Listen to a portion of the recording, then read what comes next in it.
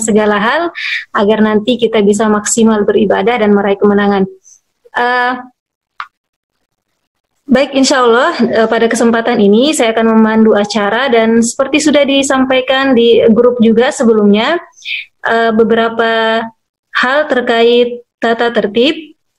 Jadi nanti mohon untuk semuanya stay mute mic-nya, jadi akan dibantu oleh host juga untuk agar peserta selalu dalam keadaan mute. Kemudian nanti di akhir acara kita akan ada membuka sesi pertanyaan. Ayah bunda sahabat mulia yang ingin bertanya silahkan menuliskan namanya di chat room untuk kemudian nanti akan dipersilahkan oleh moderator. Baik, langsung saja menyapa Ustadz Deris dulu. Apa sudah bergabung bersama kita? Assalamualaikum Ustadz Deris. Waalaikumsalam warahmatullahi wabarakatuh. Assalamualaikum. Waalaikumsalam warahmatullahi wabarakatuh. Jelas suaranya? Ya, alhamdulillah. Jelas, alhamdulillah. Gimana kabar Ustadz? Sehat? Alhamdulillah, sehat. Alhamdulillahirabbil alamin. Baik, sebelum saya serahkan ke Ustadz Deris, ini saya bacakan ulang kembali profil beliau.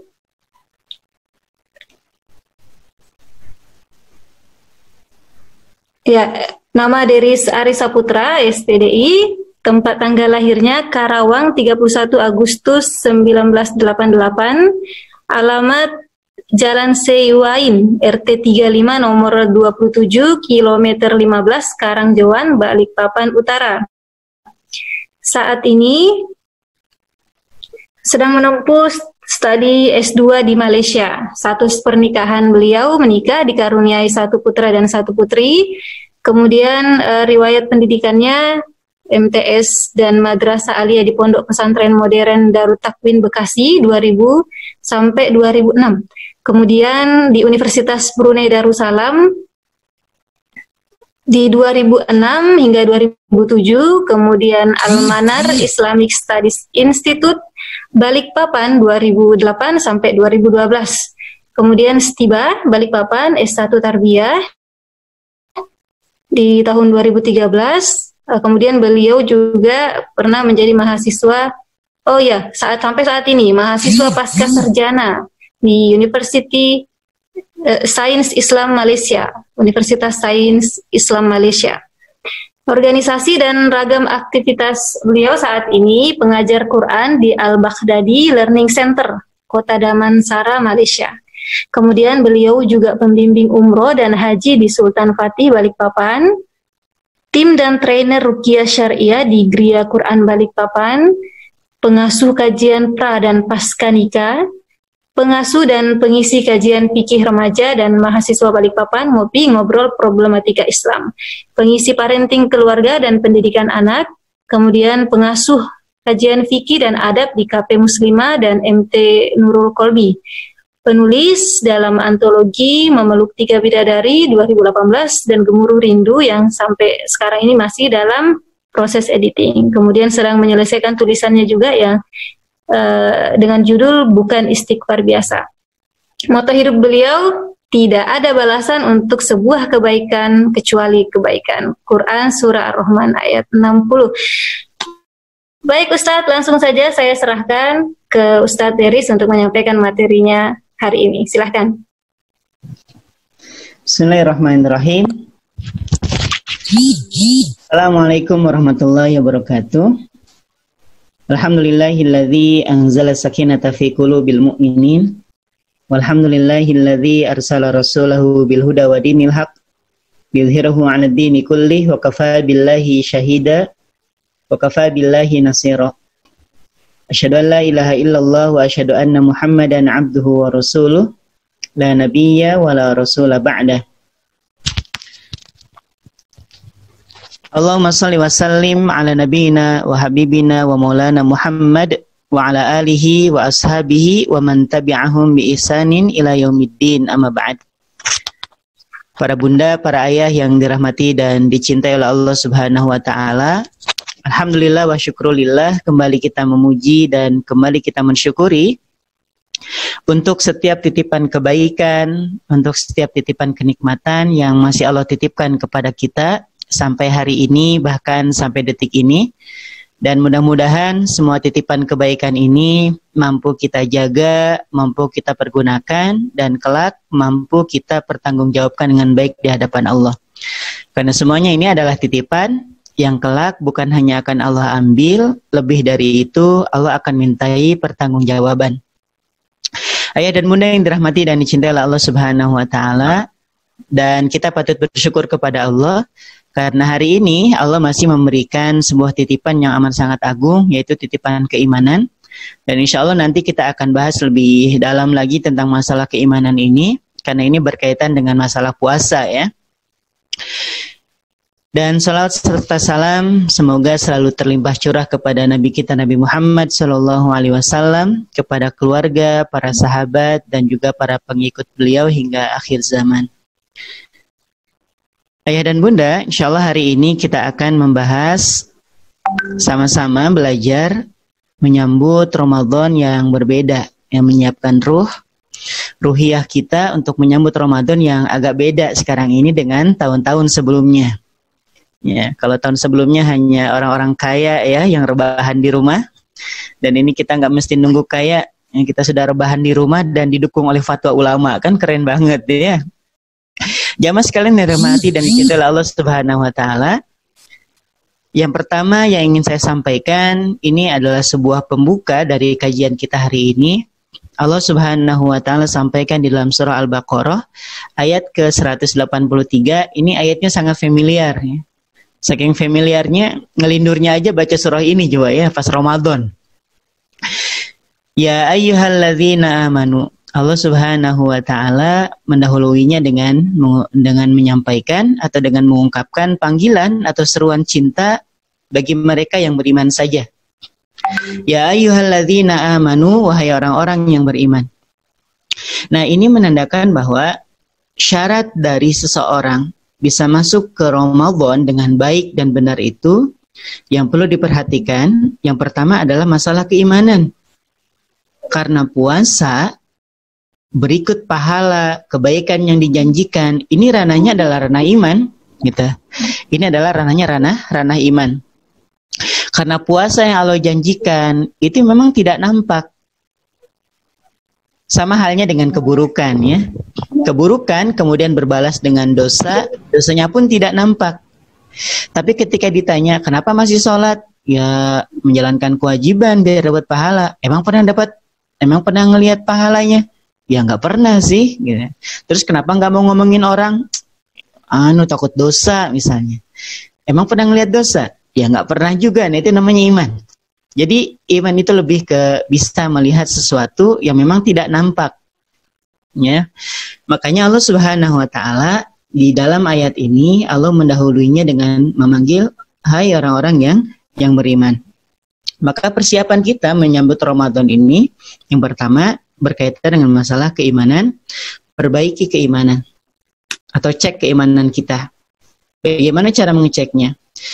Apakah di dalam hati kita ada perasaan gembira ketika mendengarkan kalimat puasa?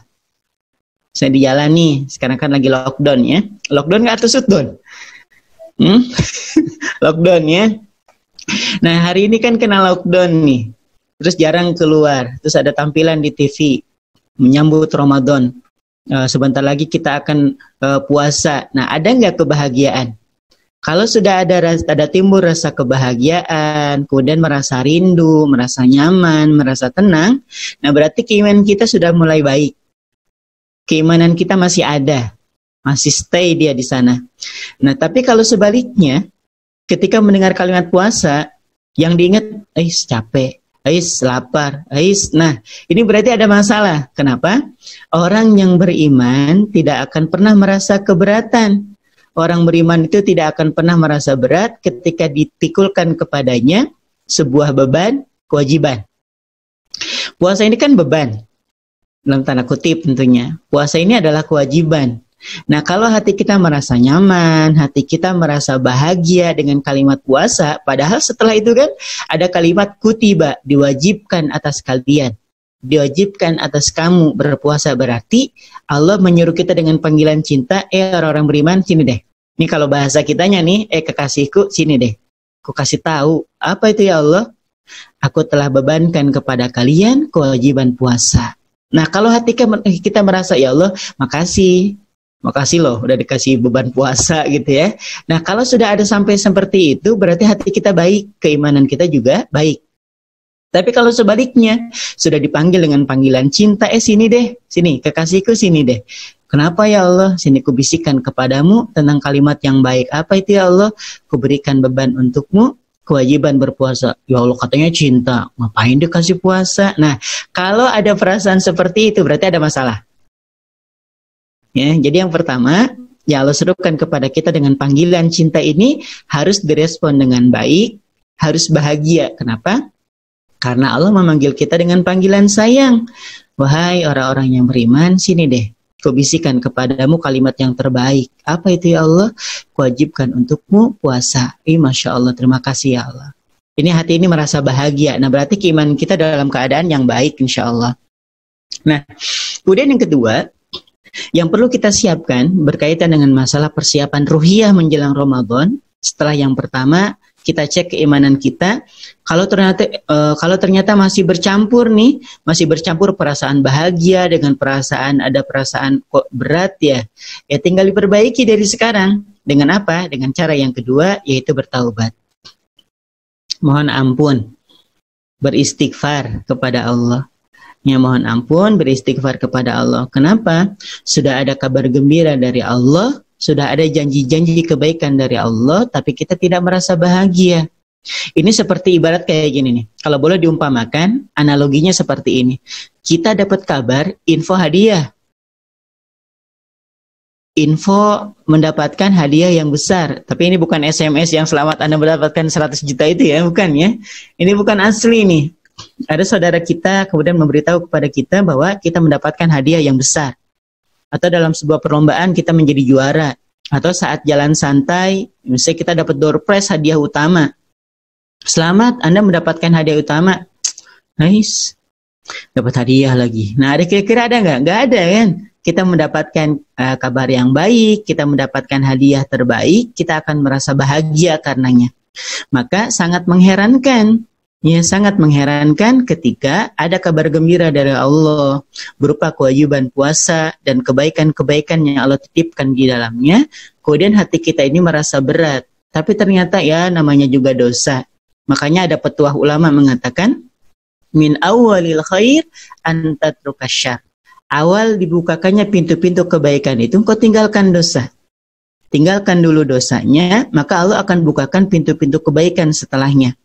Kita akan merasa berat menghadapi puasa, kita akan merasa terbebani ketika mendengarkan kalimat puasa. Karena apa? Karena dosa. Ya, bukan karena masalah nanti bukanya, nanti sahurnya, nanti sholatnya, bukan. Tapi lebih kepada masih terlampau banyaknya dosa yang kita pikul, maka kita berat sekali untuk melakukan kebaikan. Sama halnya dengan kebaikan-kebaikan yang lain. Sulit untuk melangkahkan kaki ke masjid, itu karena apa? Karena boleh jadi dosa yang kita pikul ini berat, sangat berat, sehingga kaki kita berat sekali untuk dilangkahkan ke masjid. Ketika menghadapi satu tawaran kebaikan dari Allah berupa sedekah misalnya, kita akan sulit untuk mengeluarkan sedekah, terlebih pada ya kondisi seperti ini gitu ya. Saat gerak kita terbatas, mata pencaharian kita juga yang tadinya bisa mencapai target, ternyata sekarang jangankan target, ya, modal saja belum tentu balik misalnya. Nah, bersedekah dalam keadaan seperti ini, Nabi Shallallahu Alaihi Wasallam itu sebutkan dengan sedekah terbaik. Karena yang dinilai oleh Allah itu bukan sebatas kuantitas atau banyaknya, tapi kualitas. Sebagaimana pernah terjadi di zaman Nabi Shallallahu Alaihi Wasallam. Ketika itu akan terjadi peperangan, kemudian sahabat diminta untuk bersedekah, untuk mensedekahkan hartanya. Maka berbondong-bondong sahabat, ada yang menyerahkan setengahnya, ada yang menyerahkan sepertiganya, gitu ya. Kemudian ada datang Abu Bakar As-Siddiq dengan ya Allah jumlahnya sedikit banget gitu ya, kecil banget. Sampai kemudian sahabat, hari ini aku bisa mengalahkan Abu Bakar dalam kebaikan. Karena sedikit yang dipikul oleh Abu Bakar. Ini wahai Rasul, ini yang bisa kuberikan. Kemudian sahabat merasa, ya Allah, aku lebih banyak ngasihnya nih. Kemudian Nabi SAW bertanya, ini seberapa dari harta engkau? Maka Abu Bakar menjawab, ini semua hartaku ya Rasulullah. Bayangin coba. Jadi yang dinilai itu bukan kuantitasnya, bukan hanya sebatas banyaknya, tapi kualitas. Ya, kualitas. Kita merasa, ya Allah, cuma 10.000, tapi dalam keadaan pandemi seperti ini jauh lebih baik dibanding ketika kita memiliki harta 10 juta, kemudian kita menyumbangkan hanya 100.000. Kenapa? Karena dalam keadaan lapang, kita hanya mampu menyumbang 100.000. Sedangkan dalam keadaan sulit seperti ini, kita mampu memberikan 10.000. Jadi intinya, yang dilihat oleh Allah itu bukan hanya sebatas kuantitas banyaknya, tapi juga kualitas pemberian kita. Nah, baik, kita akan lanjutkan. Nah, setelah kita mulai mengecek keadaan hati kita, kemudian kita merasa bahagia dengan kabar Ramadan ini, atau sebaliknya kita merasa terbebani, maka yang harus kita lakukan adalah beristighfar deh. Beristighfar banyak-banyak, supaya apa? Supaya dosa-dosa itu Allah gugurkan. Ya, supaya dosa-dosa itu Allah gugurkan. Sebelum saya lanjut, suaranya kedengaran nggak? Boleh direspon? Sudah oke ya. Ini siapa, Mbak Resti?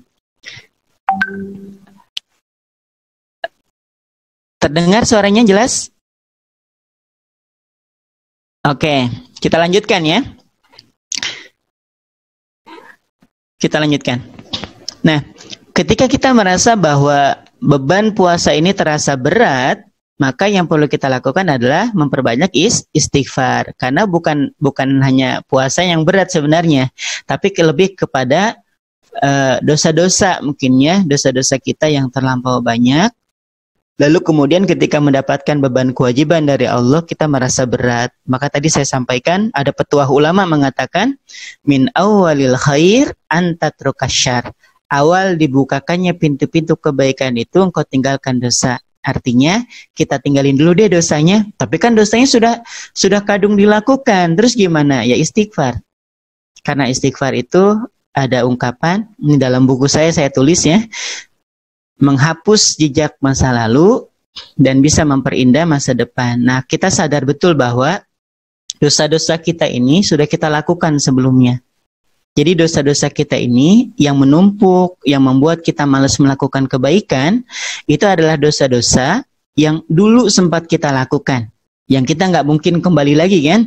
Kita nggak mungkin balik lagi ke masa lalu, kemudian memperbaiki semuanya, itu nggak bisa. Terus yang bisa kita lakukan hanyalah beristighfar kepada Allah, mohon ampun ya Allah, ampuni saya. Kalau ternyata Ramadan ini terasa berat, itu bukan karena puasanya ya Allah, tapi boleh jadi karena dosa-dosa yang terlampau banyak, sehingga ketika ada beban kewajiban, itu merasa berat. Baik, ini yang kedua. Masalah taubat. Nah, karena bulan Ramadan itu disebut dengan bulan yang suci, misalnya ada pertanyaan nih, nanti aja deh, kenapa nggak istighfarnya atau nggak taubatnya kan pas di bulan Ramadannya aja? Kenapa kita nggak taubatnya di bulan Ramadannya aja deh? Atau juga Allah memang menyiapkan pintu ampunan kan dibuka seluas-luasnya, pintu neraka ditutup serapat-rapatnya, pintu surga dibuka selebar-lebarnya gitu ya. Atau juga nanti kita ketemu sama Ramadan, nanti deh kita istighfar di bulan Ramadan aja. Misalnya ada pertanyaan seperti itu. Maka sederhananya untuk menjawab pertanyaan seperti itu, sederhananya seperti ini. Misalnya ada sebuah masjid. Ada sebuah masjid yang karpetnya bersih, wangi. Kemudian ada orang datang dengan pakaian yang kotor, dengan celana yang kotor, dengan kaki yang penuh dengan kotoran, penuh dengan lumpur. Nah, kira-kira nih dalam keadaan normal, kita akan membiarkan dia masuk atau kita akan menyuruhnya untuk mencuci kakinya? Ya jawabannya jelas, kita akan berusaha untuk menyampaikan kepadanya, cuci dong kakinya, ini loh masjid bersih. Itu gambaran sederhananya, mau masuk ke masjid yang bersih, yang wangi, saja kita diperlukan untuk mencuci bagian dari kaki kita yang kotor. Nah sama halnya dengan ketika Allah menyiapkan satu pintu yang di dalamnya penuh dengan ampunan, yang di dalamnya penuh dengan kebaikan. Mau masuk nggak? Mau ya Allah, bersihkan dulu deh. Mau masuk ke pintu ampunan nggak? Mau ya Allah, cuci dulu kakinya, ganti dulu pakaiannya dengan pakaian yang bersih, gitu ya. Nah itu gambaran sederhananya. Maka para bunda, para ayah yang dirahmati dan dicintai oleh Allah Subhanahu Wa Taala, untuk masuk ke bulan Ramadan, supaya hati kita merasa tetap gembira, supaya kewajiban-kewajiban yang ada di Ramadan itu tetap terpelihara, dan kita bisa untuk melakukannya, maka yang perlu kita lakukan adalah memperbanyak istighfar. Karena sholat tarawih itu ya, coba lihat ya kan, semangatnya kan beda-beda ya. Coba lihat, perhatikan, awal-awal Ramadan biasa lah ya, hari pertama, oh Masya Allah. Sekiranya ada 2 masjid digabungkan, gak cukup juga untuk menampung jamaah ya kan. Itu hari pertama, itu biasa. Nah pertanyaannya, mampu nggak tarawih kita ini, dari awal sampai akhir itu penuhnya seperti itu? Atau kita nggak usah ngarepin yang lain deh misalnya. Atau juga kita sekarang lagi berhadapan dengan satu kondisi di mana kita nggak bisa sholat atau nggak bisa qiyamul lail, nggak bisa tarawih saat-saat seperti ini secara berjamaah di masjid misalnya. Nah, mampu nggak kita kira-kira mempertahankan sholat tarawih kita dari awal sampai akhir? Atau ya syukur-syukur bisa meningkatkan. Nah ini kan pertanyaan nih. Maka jawabannya sebenarnya kita bisa istiqomah dalam melakukan kebaikan selama Ramadan saat dosa-dosa itu mulai Allah gugurkan. Karena yang menghalangi kita dari melakukan kebaikan bukan kemalasan. Bukan juga rasa ngantuk sebenarnya. Tapi lebih kepada apa? Kepada dosa yang terlampau banyak, beban dosa yang terlampau banyak sehingga kita sulit untuk melakukan kebaikan. Nah, jadi yang kedua, memperbanyak istighfar nih menjelang Ramadan ini. Ya selain kita berharap kepada Allah agar Allah sampaikan kepada Ramadan, kita pun mulai hari ini periksa keimanan kita, apakah kita merasa bahagia atau sebaliknya merasa terbebani. Kalau merasa bahagia, pertahankan kebahagiaan itu. Kalau dirasa membebani datangnya bulan Ramadan ini, maka perbanyak istighfar. Nah, kemudian yang ketiga selanjutnya, untuk menunjang dari taubat kita supaya dikatakan taubat ini taubat-taubat yang sebenarnya gitu ya. Maka ada beberapa hal yang perlu kita lakukan dan ini menjadi urutan. Dan mudah-mudahan urutan ini bisa kita lakukan mulai hari ini ya. Karena taubat itu kan gak mesti nunggu Ramadan. Gak mesti nunggu nanti siang deh. Sekarang juga bisa sambil istighfar. Astagfirullahaladzim, astagfirullahaladzim, astagfirullahaladzim. Walaupun habis itu sambil gosip lagi misalnya gitu ya. Sambil ngegosip lagi. Tapi gak apa-apa lah ya sambil diselingi dengan istighfar. Astagfirullahaladzim. Jam sampai mana kita tadi? Ya enggak juga segitunya ya. Habis istighfar, gosip lagi, gosip, istighfar lagi. Enggak. Maksud saya adalah urutan ini bisa kita lakukan mulai hari ini. Kalau istighfar selalu identik dengan hablum minallah, hubungan kita sama Allah, ya Allah saya banyak dosa nih, ya Allah saya punya banyak kezaliman nih, ya Allah saya punya banyak salah nih. Kalau hubungannya sama Allah gampang banget, tinggal sujud, banyakin nangis, kelar tuh masalah. Tapi masalahnya dengan makhluk. Nah ini yang perlu kita perhatikan, berhubungan dengan makhluk. Urutan yang pertama, taubat kita supaya bisa diterima oleh Allah Subhanahu Wa Taala, supaya dosa-dosa kita berguguran karena istighfar kita.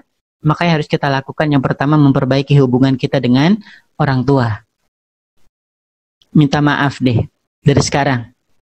Jadi jangan nunggu nanti deh Ustaz, 2 hari lagi menjelang puasa nanti saya mau sungkem sama orang tua. Enggak, dari sekarang. Tapi jangan juga pada keluar dari Zoom ya. Ngapain pada keluar dari Zoom? Mau minta maaf Ustaz. Janganlah, siapa jamaahnya? Baik. Jamaah sekalian dirahmati oleh Allah Subhanahu Wa Taala. Ini yang perlu diperhatikan, permohonan maaf kita kepada kedua orang tua kita. Allah Subhanahu Wa Taala menyampaikan, wa qada rabbuka alla ta'budu illa iyyah, dan telah Allah tetapkan kepada kalian ya, untuk beribadah hanya kepada Allah. Kemudian wabil walidaini ihsana, dan terhadap kedua orang tua kalian hendaklah kalian berlaku ihsan, berlaku baik. Nah, ada sebuah kisah gini menarik sebenarnya. Nabi SAW itu pernah bercerita tentang keadaan Juraij. Ya, mungkin ada sebagian kita yang sudah tahu kisah ini. Ada Jurayj ini seorang yang deket banget sama Allah. Hobinya ibadah. Ya, samalah seperti para bunda di sini ya. Hobinya itu ibadah, deket banget sama Allah. Deket banget. Hobinya itu sholat, dzikir, mengingat Allah, namanya Jurayj.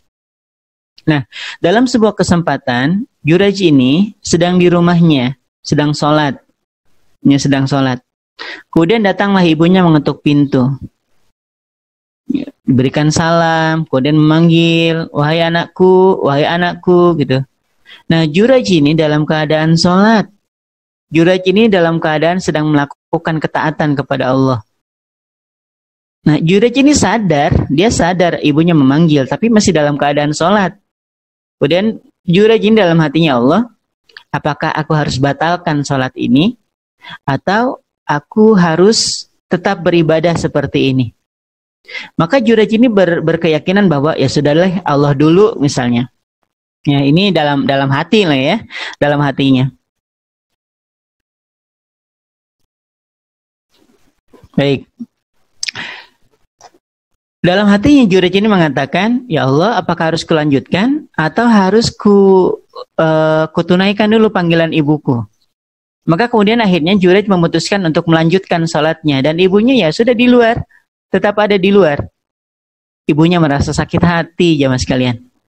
Merasa sakit hati. Kemudian dia mengatakan, ya Allah, dia anakku. Aku yang telah melahirkannya. Dan saat ini aku memanggilnya dan dia tidak berkenan untuk menjumpaiku. Maka ya Allah, jangan wafatkan dia sebelum dia mendapatkan fitnah. Oh, coba doa ibu tuh. Padahal nih, kalau kita mau mencermati kisah ini, Jurayj itu nggak ada salah-salahnya. Kalaupun salah-salahnya dikit aja. Atau juga kalau kita nih menimbang syariat dari segi perasaan, sebenarnya Jurayj juga nggak salah-salah amat sebenarnya. Dia loh lagi sholat, kemudian tidak menyauti apa yang diserukan oleh ibunya. Rasa-rasanya kan wajar, paham kan? Jadi ginilah bahasa sederhananya nih. Misalnya kita pas lagi di rumah, kita pas lagi sholat, kemudian ada orang datang ke rumah kita, ngetok pintu 2-3 kali, kita memang lagi sholat. Terus kemudian kita meninggikan suara takbir kita, Allahu Akbar, dia juga nggak dengar. Akhirnya dia pulang, dia telepon, kenapa tadi nggak dibukain pintu, aku loh udah ketok-ketok, kamu loh ada di dalam. Nah, kemudian kita akan mengatakan, sudah, nah cuman gitu aja. Ya kan wajar kan, kita lagi sholat, itu menurut perasaan, tapi berbeda dengan hukum syariat. Nah, ketaatan kita kepada Allah ya tidak lantas mengabaikan ketaatan kita kepada orang tua. Maka setelah itu ada sebuah peristiwa yang kemudian akhirnya Jurayj ini terkena fitnah. Jurayj ini ahli ibadah, jamaah sekalian. Ingat tadi saya sampaikan di awal, Jurayj ini adalah orang yang taat. Jurayj ini adalah orang yang dekat banget hubungannya sama Allah. Kemudian dalam sebuah kesempatan, di sebuah malam, Jurayj ini jalan, ketemu pelacur, ditawarin lah, mas, gitu ya. Apa sih, ayo nah mas, apa, ayolah, diskon lah 50% gitu ya. Enggak, namanya Jurayj ya, orangnya taat sama Allah, dekat sama Allah, pasti nolak. Enggak lah, sudah mas 75% gitu ya, diskon. Enggak mau dia, gratis mas, gratis, tetap gak mau, namanya juga ahli ibadah. Ditolak mentah-mentah sama Jurayj, sakit hati itu perempuan. Ya, si pelacur ini sakit hati dia, sakit hati.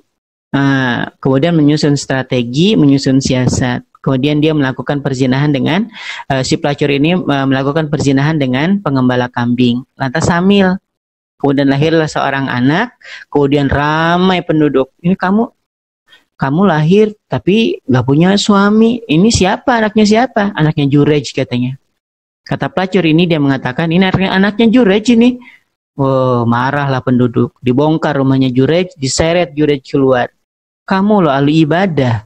Kamu loh dekat katanya sama Allah. Ini kamu kok bisa-bisanya zina sama pelacur, ini anakmu. Coba baik, ini kan fitnah luar biasa kan. Ini fitnah yang amat sangat luar biasa. Ini doa yang dikabulkan oleh Allah ya dari seorang ibu yang merasa kecewa hatinya, yang merasa panggilannya tidak digubris oleh anaknya. Lalu kemudian Jurayj mendekati bayi tersebut, kemudian dipegang jempolnya, kemudian bayi ini ketika ditanya oleh Jurayj, "Wahai bayi, ya gulam, wahai bayi, engkau anaknya siapa?" Maka kemudian bayi ini berbicara dengan mengatakan, "Aku adalah anak dari hasil perzinahan perempuan ini dengan pengembala kambing." Nah, kisah seperti ini kisah ini sahih ya, jamaah sekalian. Kisah ini benar adanya dan ini memang pernah terjadi. Dan jangan heran, karena memang yang Allah gambarkan di dalam Al-Quran juga ada ya, ada seorang bayi yang bisa berbicara. Salah satunya adalah ketika peristiwa Ashabul Ukhdud ya, cerita tentang orang-orang yang kemudian dibakar oleh Raja Namrud ya karena beriman kepada Allah dan Rasulnya gitu. Ketika ada seorang ibu yang sedang menggendong anaknya, ketika akan diceburkan ke kobaran api, merasa ragu. Kenapa ragu? Karena dia kasihan terhadap bayi yang sedang digendongnya. Dia merasa, ya Allah, ini anakku masih kecil. Maka bayi itu berbicara kepada si ibu, "Wah ibu tenang, gak apa-apa, kita pun kalau meninggal nanti Allah berikan balasan yang terbaik." Maka barulah si ibu melemparkan dirinya kemana? Ke kobaran api. Jadi bayi yang bisa berbicara itu kalau Allah sudah berkehendak, ya pasti akan terjadi. Tapi lain ini tentang masalah corona ya. Beli telur tuh yang kemarin yang lagi rame ya. Ada bayi ngomong, "Wah ayo beli telur, beli telur." Rame, bayi menyuruh beli telur untuk menangkal corona, direbus di malam hari ya. Itu lain, ini asli kisahnya. Ya Jurayj ini, bayi ini mengatakan, "Aku adalah anak dari hasil perzinahan wanita ini dengan seorang pengembala kambing." Nah, panggilan yang seperti ini teman-teman semuanya, tidak ada maksud hati Jurayj itu untuk menyakiti perasaan ibunya. Tapi itu dihitung oleh ibunya sebagai perbuatan yang menyakiti perasaannya. Maka doa ibu itu simple dengan mengatakan, "Ya Allah, dia anakku. Aku yang telah melahirkannya. Dan hari ini dia kupanggil dan dia tidak berkenan menjumpaiku. Maka ya Allah, jangan wafatkan dia sampai dia mendapatkan fitnah dalam hidupnya." Nah, ini untuk kesalahan yang tidak disengaja. Lantas bagaimana keadaan kita? Yang hari ini yang masih bertegur sapa hanya sebatas seminggu sekali dengan orang tua kita. Bagaimana keadaan kita yang hari ini merasa dongkol karena tinggal bersamaan dengan orang tua kita? Masih merasa nggak nyaman ditumpangi, dalam tanda kutip ya, ditumpangi ini walaupun sebenarnya secara syariat orang tua itu tidak ada istilah menumpang dari anaknya. Ya, jadi buat para bunda, para ayah yang hari ini Allah titipkan orang tua di rumahnya atau tinggal berbarengan dengan orang tuanya, maka saya ingin berwasiat kepada ayah bunda sekalian bahwa orang tua yang ada di rumah kita itu bukanlah penumpang. Justru orang tua yang ada di rumah kita, ya, yang Allah titipkan rezeki kepada kita, kemudian kita mampu membeli rumah dengan izinnya, kemudian orang tua kita panggil untuk bisa tinggal di rumah kita, itu bukan sebagai penumpang, ya bukan. Dia memang haknya untuk bisa tinggal di situ. Ada sebuah kisah yang pernah terjadi di zaman Nabi Shallallahu Alaihi Wasallam ketika seorang anak mengadu kepada Nabi, "Ya Rasulullah, aku loh punya orang tua." "Kenapa orang tuamu?"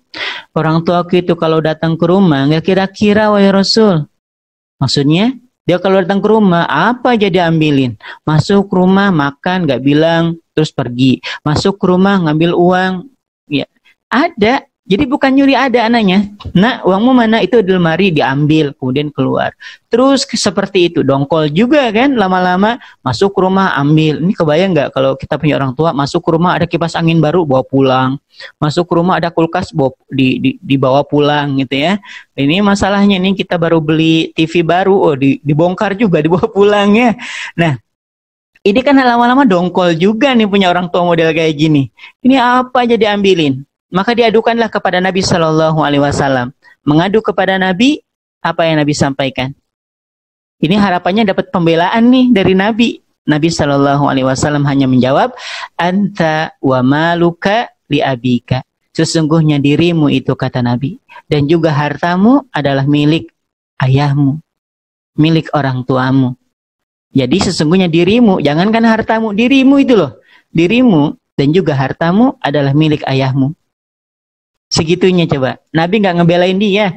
Nabi cuma bilang anta wa maluka li abika, bahwa sesungguhnya dirimu dan juga hartamu itu adalah milik orang tuamu. Coba. Jadi kalau kita hari ini merasa orang tua saya lo numpang saat di rumah.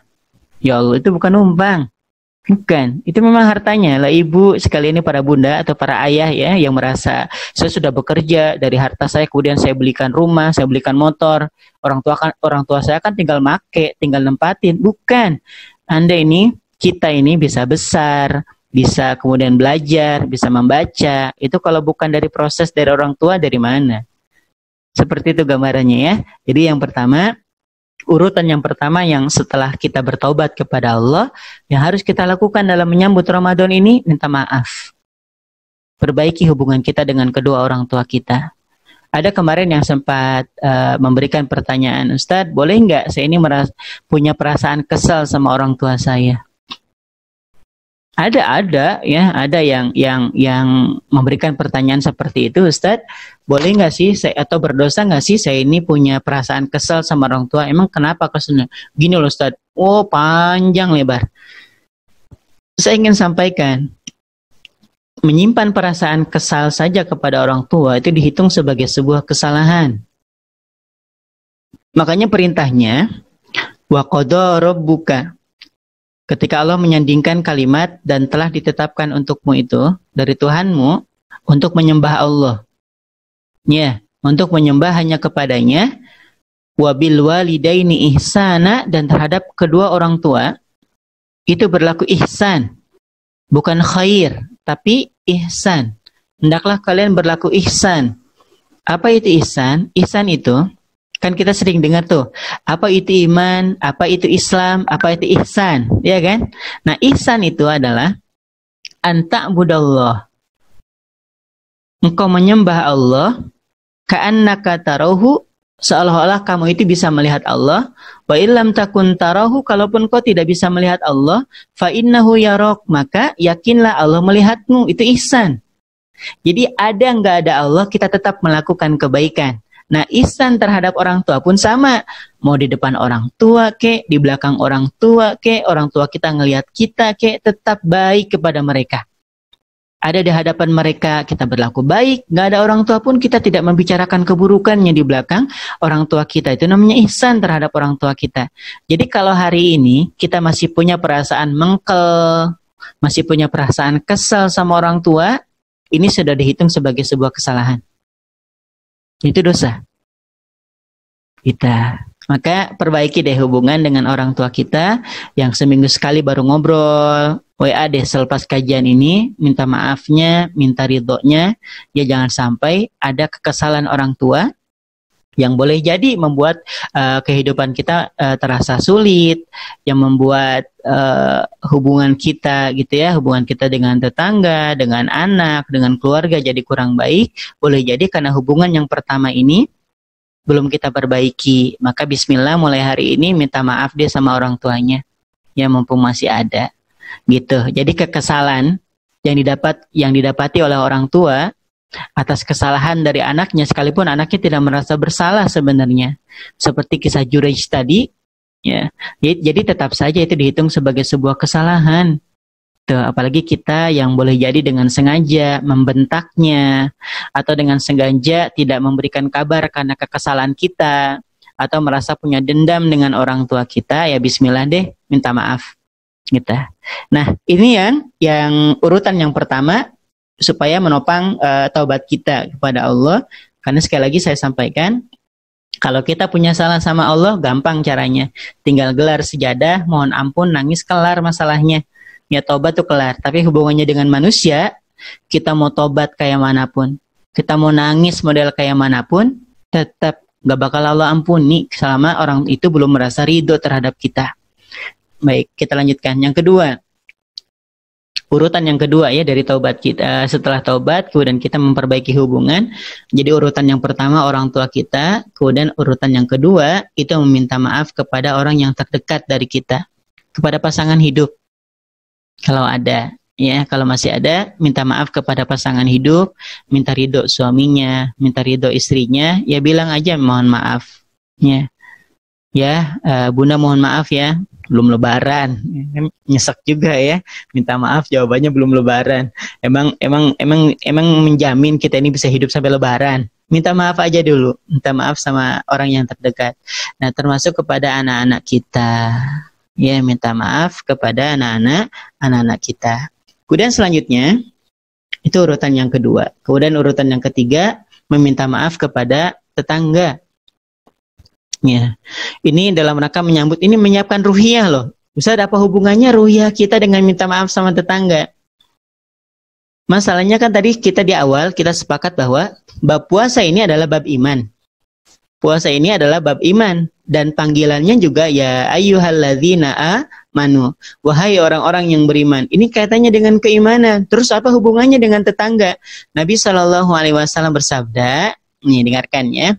Nabi SAW bersabda, "Man kana yu'minu billahi wal yaumil akhir."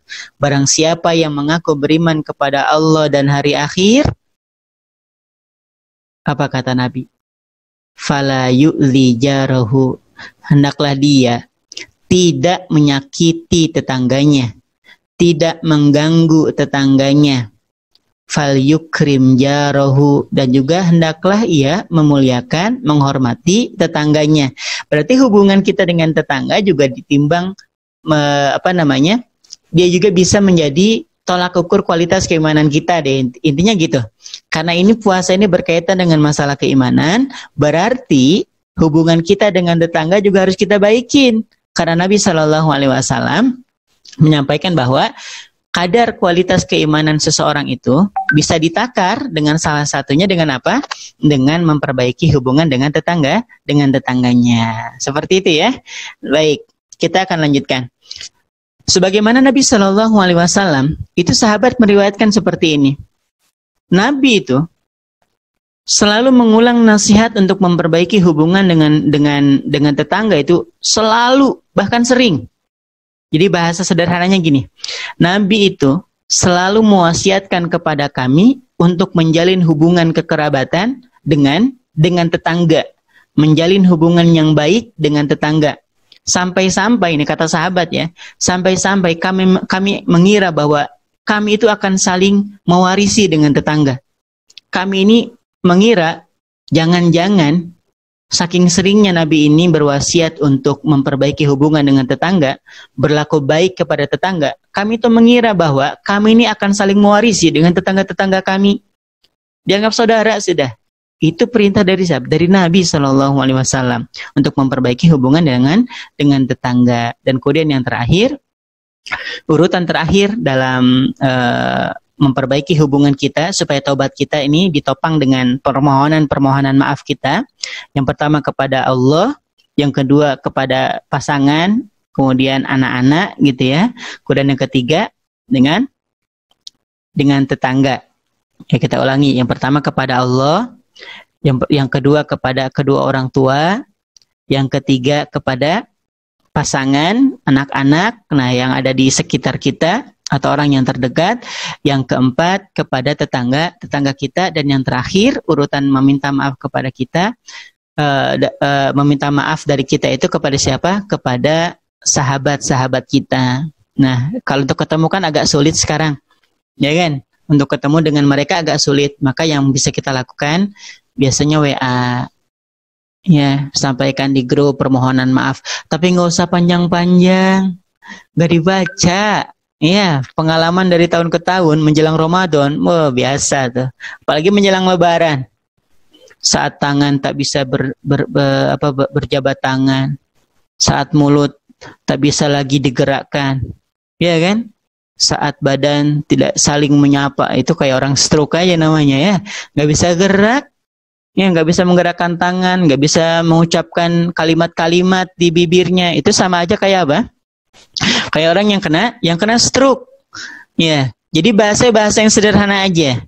Bismillah, assalamualaikum warahmatullahi wabarakatuh, gitu ya. Assalamualaikum warahmatullahi wabarakatuh. Maafin aku ya.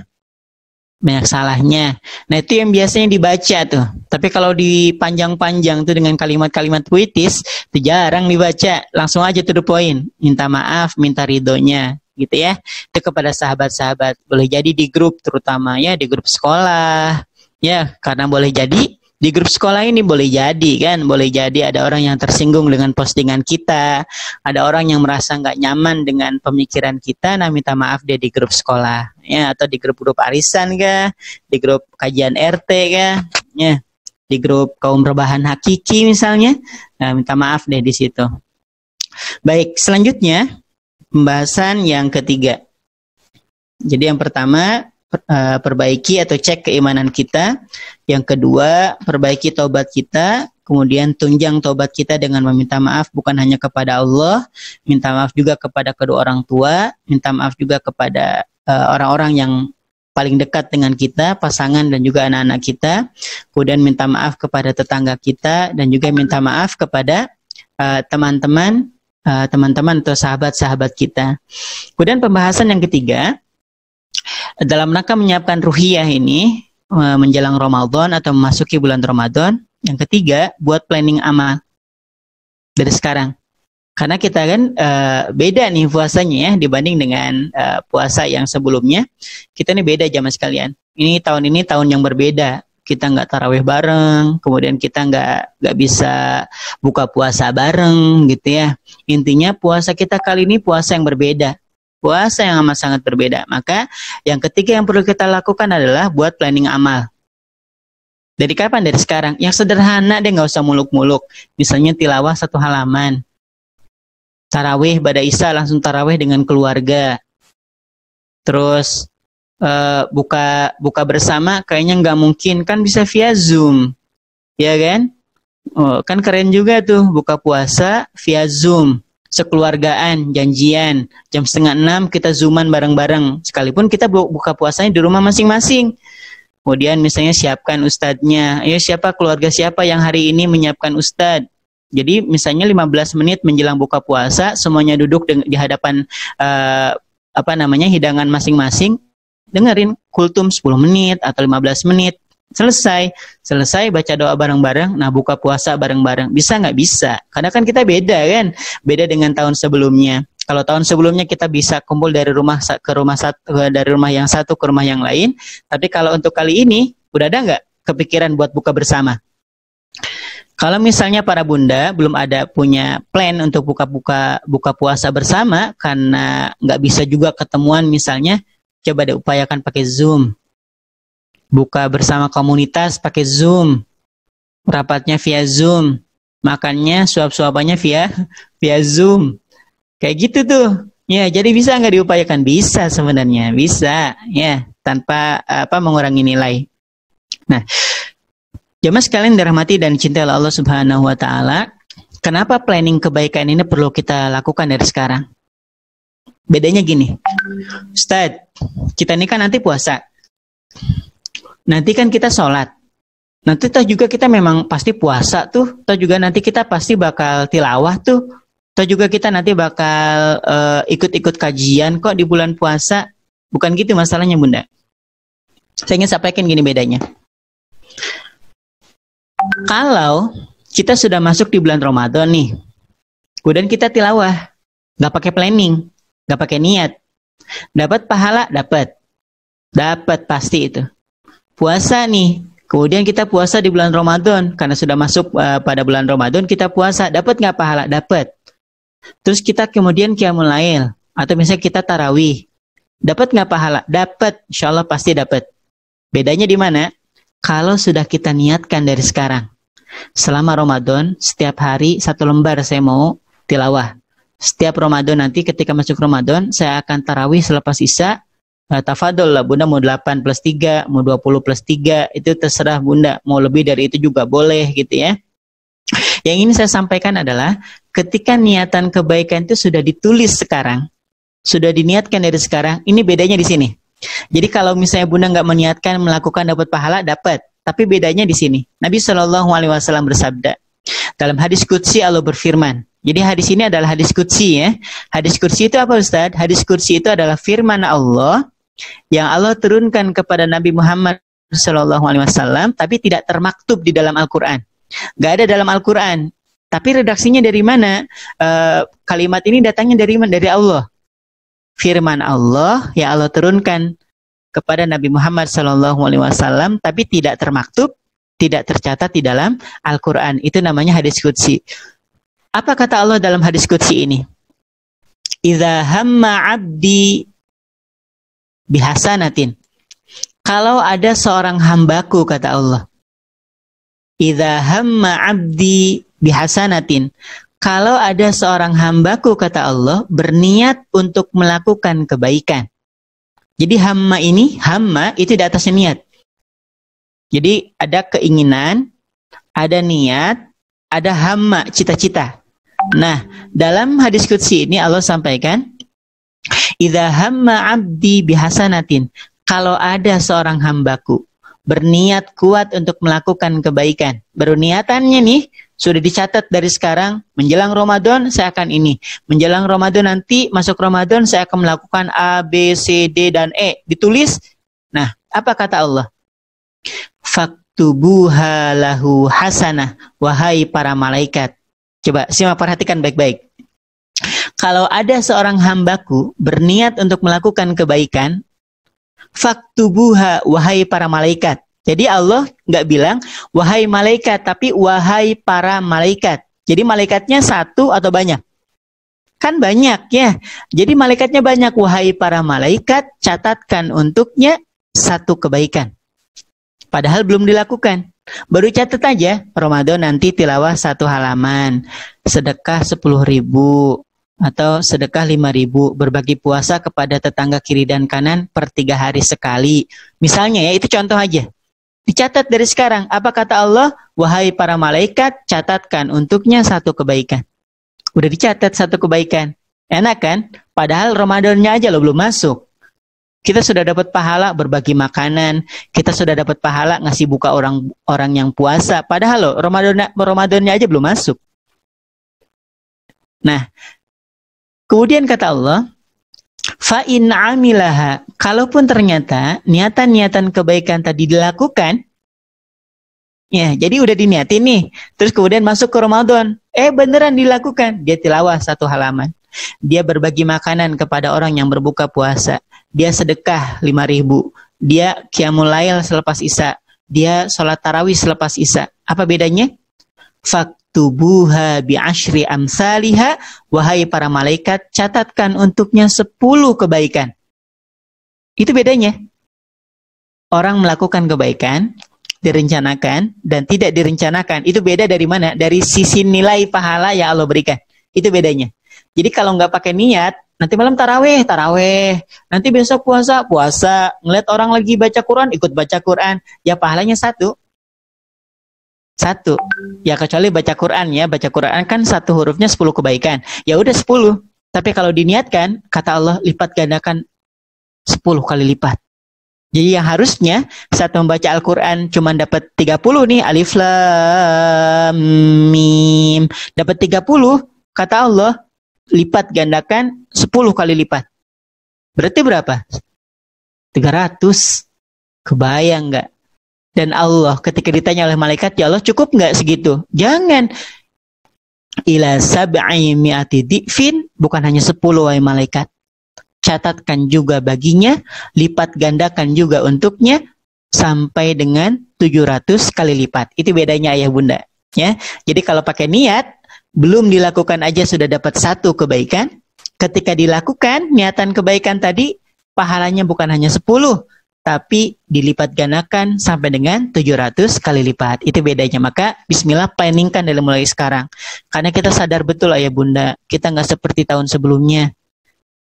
Kita nggak bisa puasa semaksimal sebelumnya. Tapi bisa kita lakukan dari sekarang dengan buat planning melakukan kebaikan di bulan Ramadan. Buat targetan-targetan di bulan Ramadan. Misalnya ada yang punya targetan menghafal 1 juz selama Ramadan. Ada yang punya targetan hatam di bulan Ramadan. Terserah deh apapun targetannya. Bismillah, catat mulai sekarang harapannya. Kalaupun ternyata umur kita nggak nyampe jamaah sekalian. Kalaupun ternyata Allah mentakdirkan kita nggak sampai di bulan Ramadan, paling tidak kita sudah memiliki balasan kebaikan dari nilai niatan kita untuk melakukan kebaikan di bulan Ramadan. Siapa yang jamin kita bisa sampai Ramadan? Nggak ada, termasuk saya. Ya, nggak ada yang bisa menjamin kita apakah kita bisa sampai ke Ramadan atau tidak. Maka jamaah sekalian yang dirahmati dan dicintai oleh Allah Subhanahu wa taala, bismillah, mulai hari ini catatkan niatan kebaikan-kebaikan kita yang akan kita lakukan selama Ramadan. Harapannya, kalaupun ternyata belum sempat kita lakukan, atau ternyata usia kita nggak sampai misalnya, kita sudah punya nilai tersendiri. Kan tadi Allah sampaikan, kalau hanya baru berupa niatan untuk melakukan kebaikan, Allah perintahkan kepada malaikat untuk mencatat bagi kita satu kebaikan yang sempurna.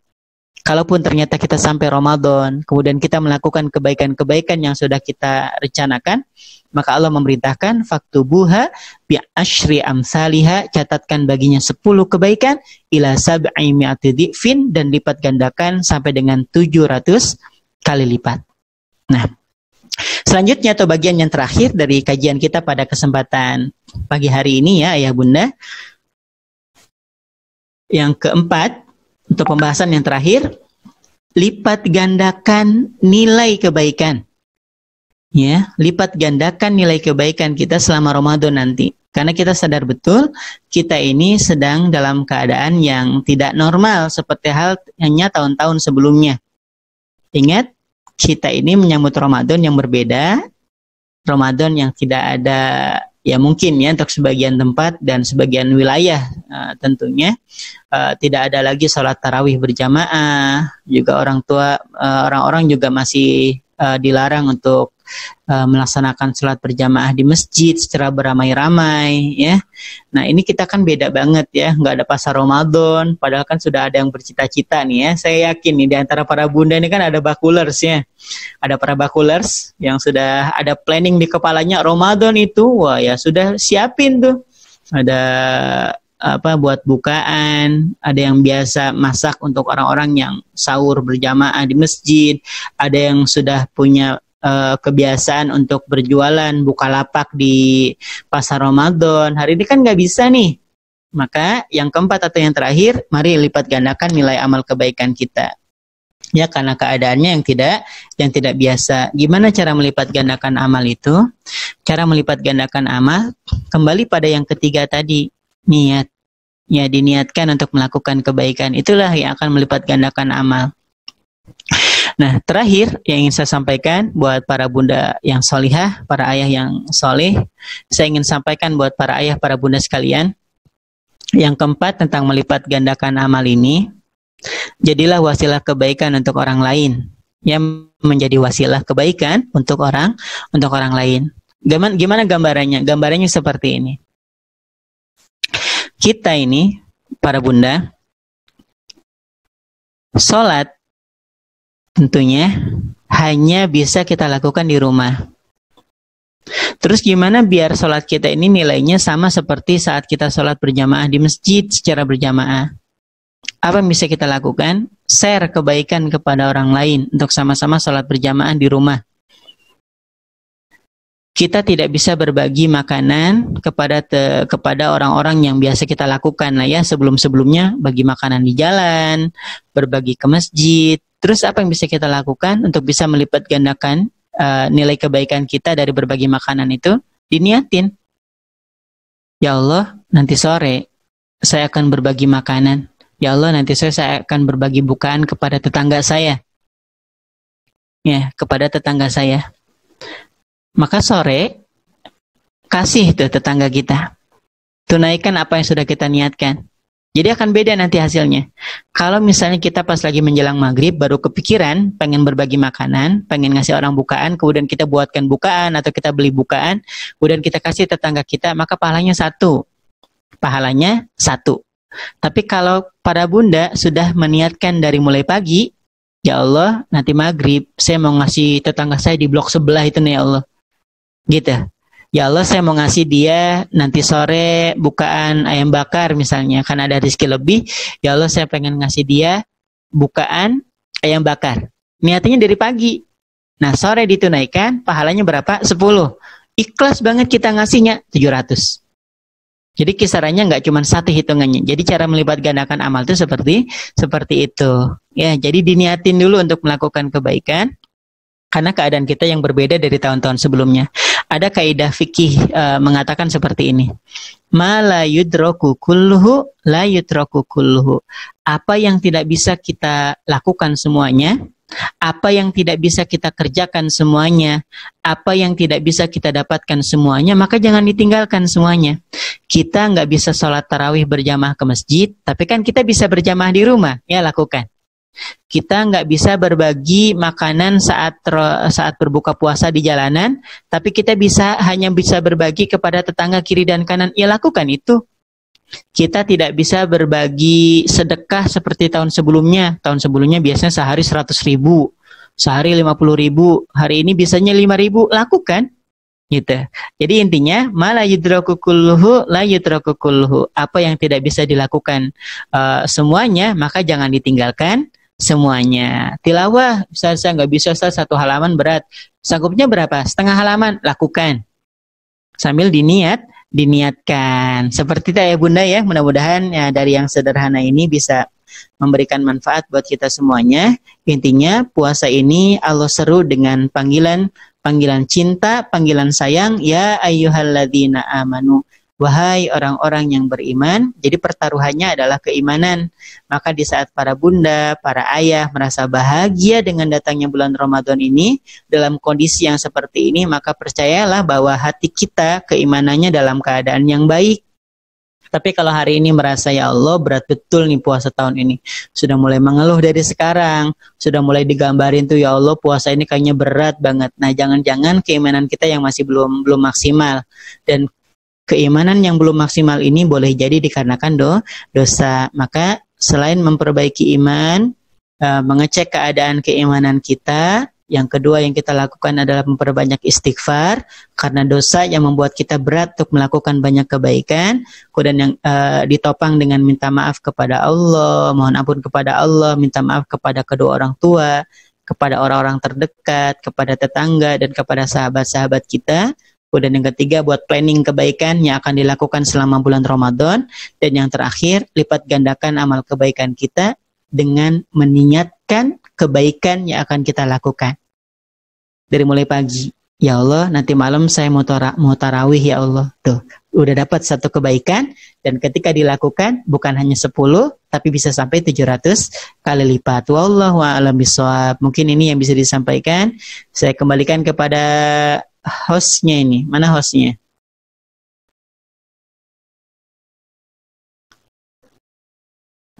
Halo, hostnya kabur. Ya. Oh, ada. Ya, silakan. Masya Allah. Masya Allah, indah sekali tadi nasihat-nasihat yang diberikan oleh Ustadz Deris sama tadi kita hari ini.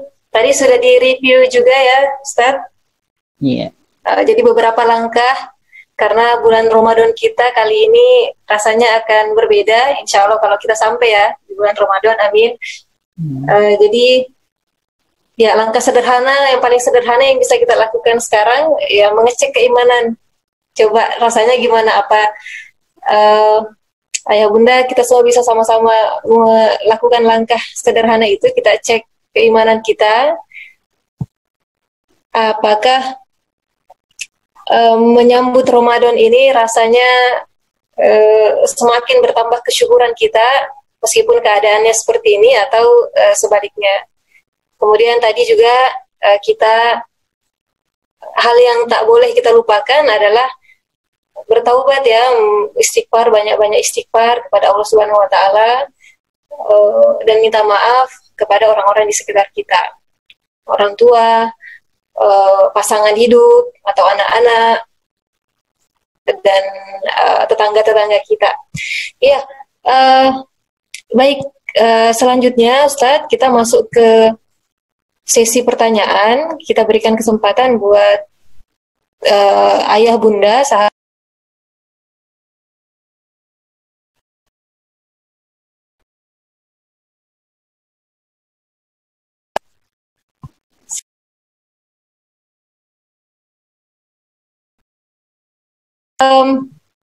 Ya, termute tuh suaranya.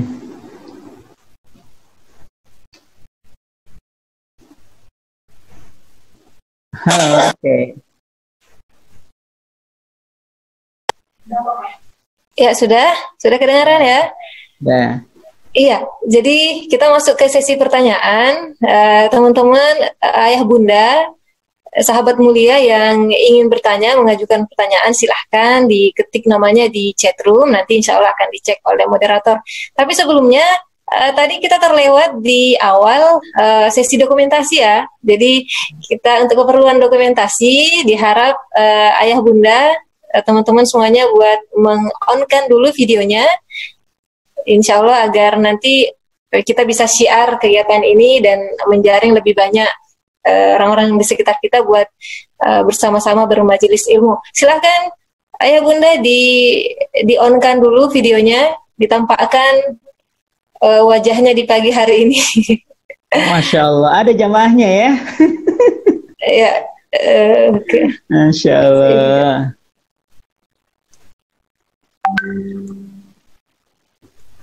Ya, sesi apa? Penanggung jawab dokumentasi silahkan di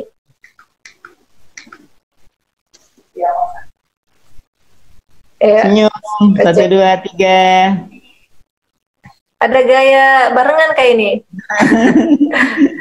Ayo, Ustaz Eka belum on videonya.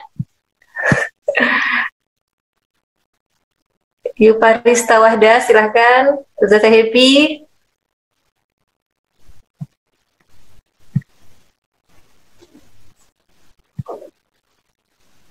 Ya, masih banyak yang belum meng-on-kan videonya, bisa di-on-kan dulu supaya kita bisa dokumentasi sama-sama.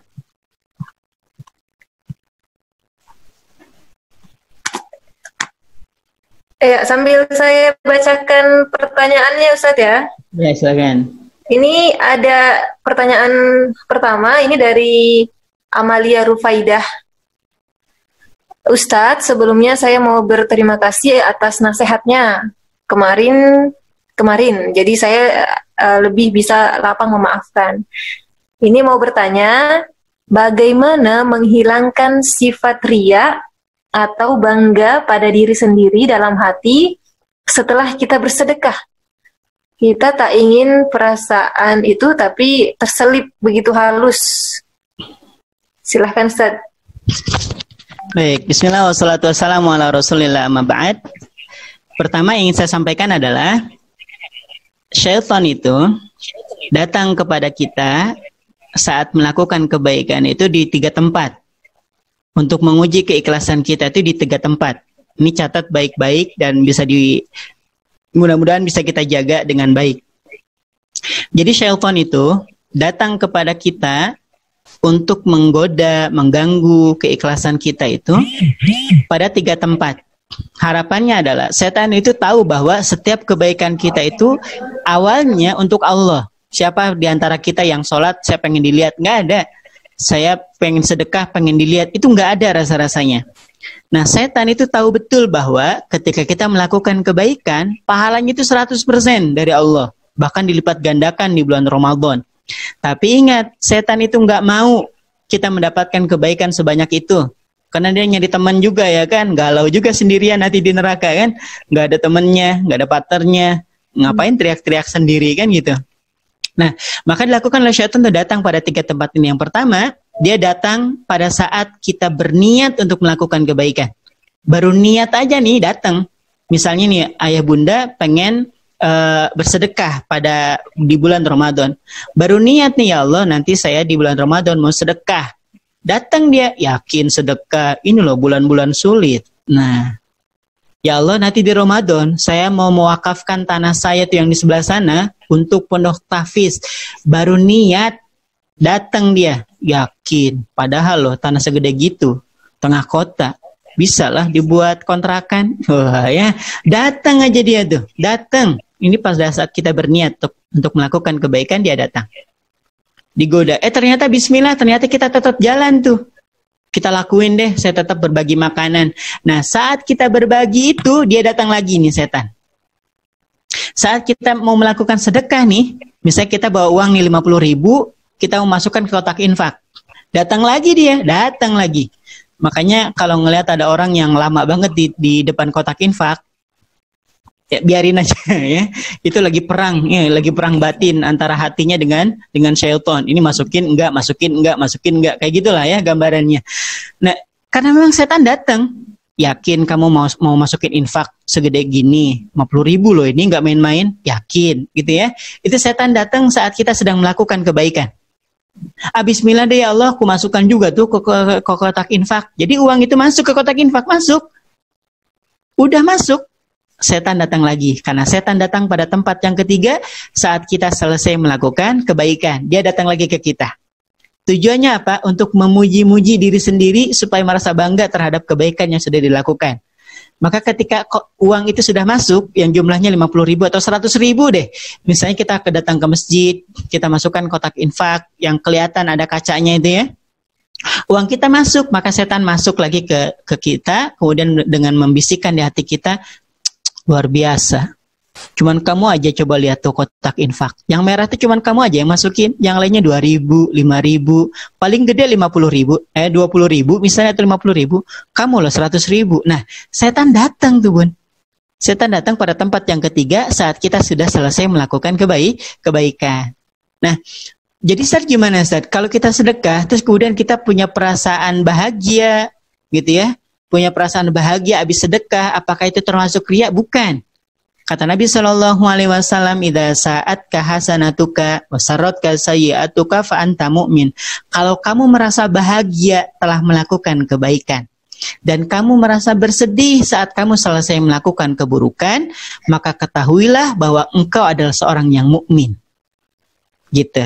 Jadi standar mukmin itu kata Nabi, ketika engkau merasa bahagia setelah melakukan kebaikan dan merasa sedih saat setelah melakukan keburukan. Jadi bukan riya di sini, tapi itu memang sikap sebagai seorang mukmin ketika melakukan kebaikan dia akan bahagia. Terus Ustaz, kalau timbul perasaan sih waktu awal itu karena Allah gitu. Saya bersedekah karena Allah. Terus ketika ada orang yang muji kok kayaknya ngerasa seneng ya gitu. Tinggal dipastikan aja Bunda, senangnya Bunda itu bukan senang untuk dipujinya. Jadi senangnya itu ya Allah, aku ada yang muji, terima kasih. Padahal keburukan saya banyak, tapi yang nampak adalah kebaikan aja sama yang dilihat oleh dia itu kebaikan saya aja yang dilihat gitu. Jadi terima kasihnya itu jadi bahagianya bukan bahagia karena pengen dipujinya, bukan. Tapi bahagianya ya Allah, terima kasih engkau menampilkan kebaikan pada diri hamba dan orang-orang hanya melihat kebaikan pada diri hamba padahal keburukan hamba jauh lebih banyak. Bentar. Nah, jadi bukan ini ya, jadi bukan riya itu masuknya ya, jadi bukan masuk riya, tapi itu adalah kebahagiaan yang biasa saja. Riya itu hubungan kita dengan Allah saja, jadi tidak boleh menjudge seseorang atau mengambil kesimpulan bahwa ini orang ini riya atau tidak. Kenapa? Karena riya ini hubungannya antara hati seseorang dengan Allah. Saya kasih contoh ya, contoh misalnya ada orang nyumbang ke masjid, nyumbangnya ya taruhlah 5 juta. Kemudian dia tulis namanya. Misalnya namanya Fulan bin Fulan. Disebutin tuh pas lagi pengumuman Jumat atau pas lagi panitia mengumumkan dari hamba Allah sekian juta, dari Fulan bin Fulan 5 juta. Apakah itu termasuk riya? Kan tidak, gitu ya. Tapi kan harusnya kan nggak disembunyiin aja namanya. Nggak juga. Kan Allah sampaikan, berinfaklah kalian mau sembunyi-sembunyi ataupun dalam keadaan terang-terangan. Artinya apa? Mau sembunyi-sembunyi boleh, mau terang-terangan juga diperkenankan. Jadi kalau ada timbul perasaan bahagia gara-gara melakukan kebaikan, itu bukan riya. Kalaupun ternyata pas riya itu ada perasaan ingin dilihatnya, maka istighfar aja. Dan terakhir, ingin saya tegaskan kembali, riya itu bukan seperti ini ya. Jadi tolong jangan salah paham. Riya itu bukan seperti ini. Bunda awalnya niat karena Allah. Terus datang ke masjid ngasih sesuatu atau ngasih ke orang atau berbagi kemudian diposting. Ya kan? Kita berbagi bukaan puasa atau berbagi paket sembako, dipoto, diposting. Awalnya niatannya lurus tuh karena Allah. terus dapat pujian, ih masya Allah ya, ih masya Allah ya, kita mulai seneng kan ya, seneng gitu kan, ada perasaan wow gitu ya, gue gitu loh dipuji gitu, ada perasaan seperti itu tuh. Nah itu bukan ria, bukan, itu ujiannya aja di situ. Tinggal ya Allah, alhamdulillah, ya Allah, masya Allah, subhanallah, kayak gitulah ya. Ucapkan kalimat-kalimat yang baik. Ria itu kayak mana, Ustaz? Ria itu kayak gini. Ibu mau kemana? Mau berbagi sembako. Kenapa bagi sembako? Ya biar dilihat orang lah. Nah, paham ya? Masa udah haji kok belum nggak berbagi? Ya biar dilihat orang lah. Nah, emang dari awalnya niatnya buat orang karena makhluk. Tapi kalau Bunda niatannya pertama karena Allah, berbagi sembako juga karena Allah, berbagi makanan, di foto, di posting juga niatannya pengen supaya orang-orang juga termotivasi. Dalam perjalanan ada yang muji, hati kita merasa bahagia. Kok timbul perasaan yang aneh-aneh misalnya, tinggal diistighfari. Jadi ingat ya, ria itu niatan awal, bukan setelah melakukan, bukan. Kalau ibu misalnya dari pagi nih, nanti sore aku mau bagi makanan, biar apa Bu? Biar dipuji orang, biar orang-orang lihat itu. Nah, itu namanya ria. Tapi kalau saat kita melakukan kebaikan, dari awal kita sudah niatin karena Allah, dalam perjalanan ketika melakukan kebaikan ada pujian-pujian dan kita merasa bahagia, itu bukan ria. Jadi ria itu niatan awalnya ya para Bunda ya. Wallahu a'lam bishawab. Baik, Masya Allah. Itu referensi yang baru ya tentang ria. Mungkin merubah sedikit sudut pandang kita. Jadi ternyata bisa kita kelola begitu. Ketika ada perasaan-perasaan seperti apa, ya kita segera istighfar, kemudian banyak-banyak memuji Allah Subhanahu Wa Taala. Gitu ya Mbak Amalia. Next kita ke pertanyaan kedua. Ini ada yang nanya via Wapri, Ustadz mau tanya masalah lisan. Bisa jadi lisan lembut kita sekalipun ternyata bisa menyakiti hati orang lain bila orang itu salah persepsi atau lawan bicara kita itu memang baperan begitu. Nah, lalu sakit hati dengan lisan kita yang sebenarnya kita maksudnya biasa aja. Nah, apakah dosanya ini terkena ke kita juga? Kalau iya, bagaimana kita melatih untuk bertutur kata yang aman gitu? Bismillah wassalatu wassalamu ala rasulillah amma ba'd. Saya kalau tidak khilaf punya buku yang khusus membahas tentang masalah lisan ya. Saya kira lisan ini perkara yang sederhana gitu, tapi ternyata masalah lisan ini adalah masalah yang sangat luar biasa. Bahkan disertakan hadis-hadis Nabi SAW, mungkin pekan yang lalu ya pernah saya sampaikan. Dalam hadis riwayat Imam Ahmad disebutkan, ada orang yang tergelincir ke dalam neraka sejauh 70 tahun perjalanan. Jadi tergelincir ke dalam neraka sejauh 70 tahun perjalanan. Itu belum disiksa Bunda, belum. Baru tergelincirnya aja sejauh 70 tahun perjalanan. Maka sahabat bertanya, ya Rasulullah, apakah dia melakukan dosa besar? Tidak. Mungkin dia meninggalkan kewajiban-kewajiban? Juga tidak. Terus apa yang menyebabkannya tergelincir sejauh itu ke neraka? Lalu Nabi menjawab, dia tergelincir sejauh itu ke dalam neraka karena tergelincirnya lisan. Gitu ya. Jadi tergelincirnya lisan. Jadi ternyata lisan itu luar biasa ya. Lah kita ini nggak ngomong kasar aja banyak orang tersinggung. Kita ngomong sudah bertutur kata dengan lembut aja orang masih tersinggung. Nah terus gimana Ustadz? Apakah kita tetap dimintai pertanggungjawaban terhadap lisan lembut kita padahal kita nggak ada niatan untuk menyakiti? Kemudian juga kita upayakan betul ngomong itu dipilih-pilih, disaring. Ustadz, saya sudah nyaring omongan saya.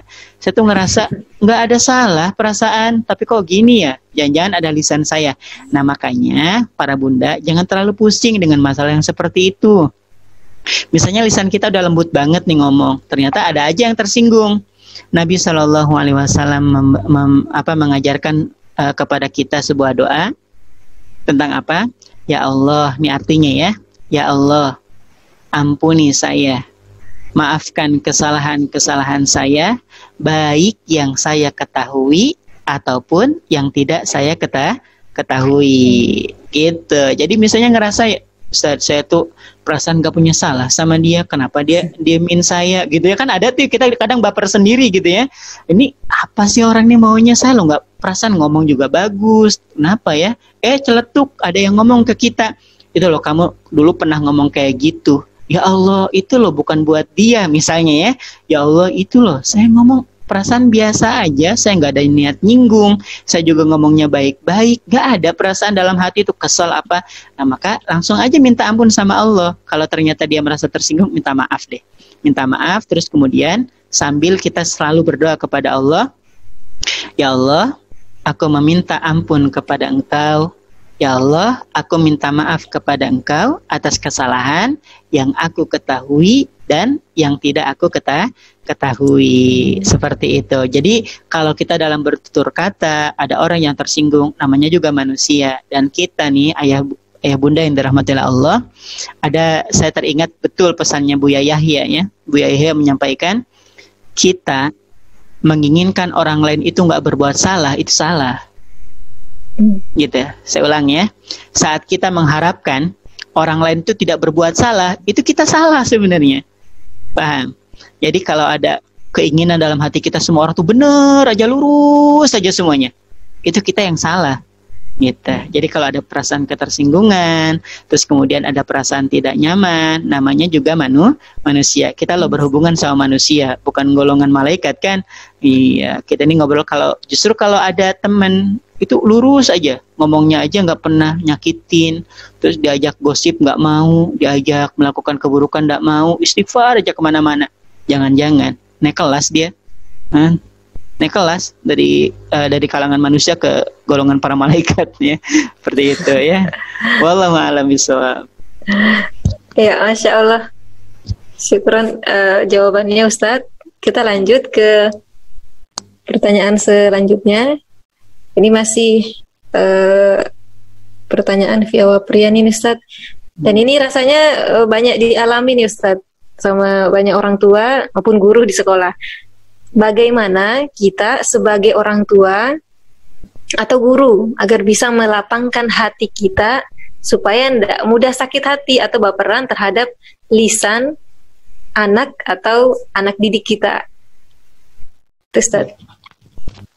Bismillah wassalatu wassalamu ala rasulillah. Dalam sebuah kesempatan Nabi SAW ditanya oleh seorang sahabat, ini Ibnu Abbas ya.